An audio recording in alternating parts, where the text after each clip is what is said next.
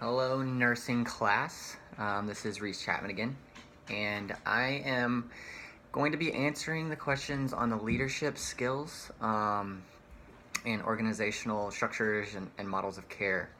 According to the leadership skills questionnaire, I scored the highest in the conceptual skills, slightly lower in the interpersonal skills, and then the lowest in the administration skills.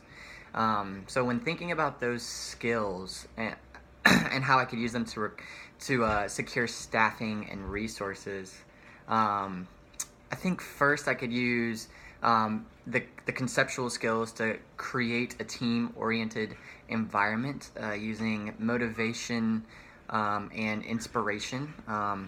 Ways that I would motivate and inspire would be I would try to keep records of jobs well done, thank yous by families, kind of promote a culture where people celebrate one another and see the ultimate goal of well done, excellent patient care and patient satisfaction and seeing those things being attained.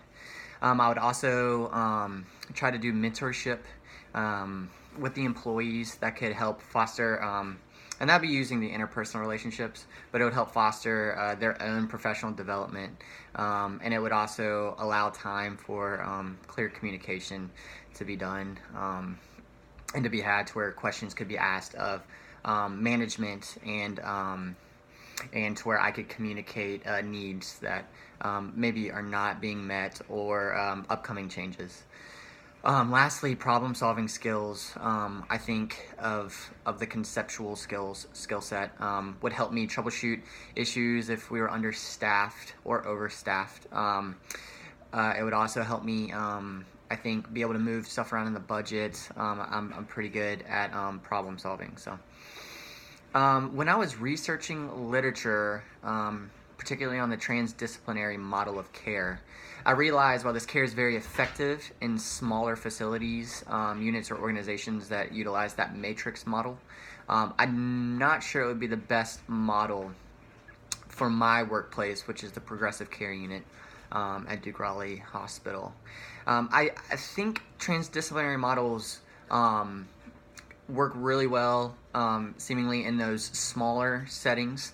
They're kind of an evolution of the interdisciplinary models. The interdisciplinary where the team work together within their disciplines, kind of complementing one another to attain those common goals.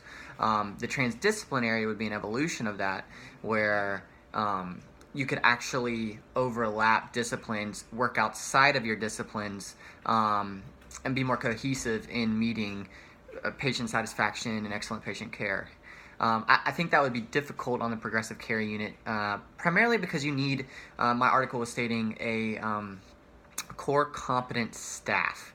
And we have a large staff, as well as the other disciplines we work with, such as physicians, physician assistants, nurse practitioners, speech therapists, all of the above, to where it'd be hard to have a core staff that know one another and trust one another to work in each other's disciplines. On top of that, it'd be hard to constantly communicate between all of those people as well. And it was saying that high communication is very much needed in a transdisciplinary model. As a manager, if I was managing the Duke Raleigh progressive care unit, I would have to work with many other levels of management and other departments. So the other departments I would have to work with in order to manage well would be the emergency department, as they often are the transferring the patients to our units. Also the ICU, as they downgrade in acuity. Other floors we'd have to work with, obviously, such as our third floor, which is ortho, fourth floor, which is a med surg or a medical floor that's trying to specialize in oncology, and then the fifth floor, which is kind of a general med surg floor. And so we have to work well there with staffing, being able to float nurses to meet staffing needs, resources. Ultimately, we all have our budgets, but we'd have to work. We all are under a nursing budget, and we'd have to work within those budgets and see where there could be flexibility as far as that one pool of money that we have. And then just patient transferring, like I mentioned before, that right patients go to the right places.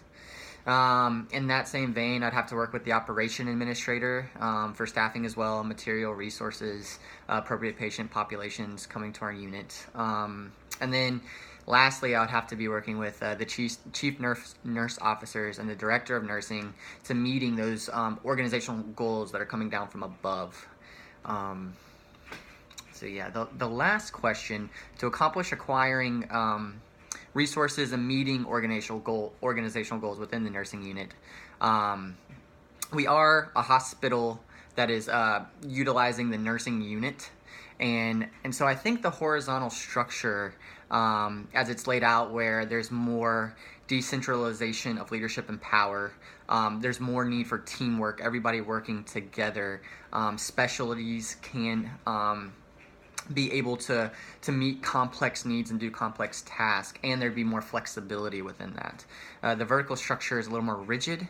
It's easier to communicate, but it's harder to change. And we have a population that is constantly changing, and needs that are constantly needing to be met that are not always the easiest to predict. And so I do think ultimately it would be a horizontal structure with that interdisciplinary care model.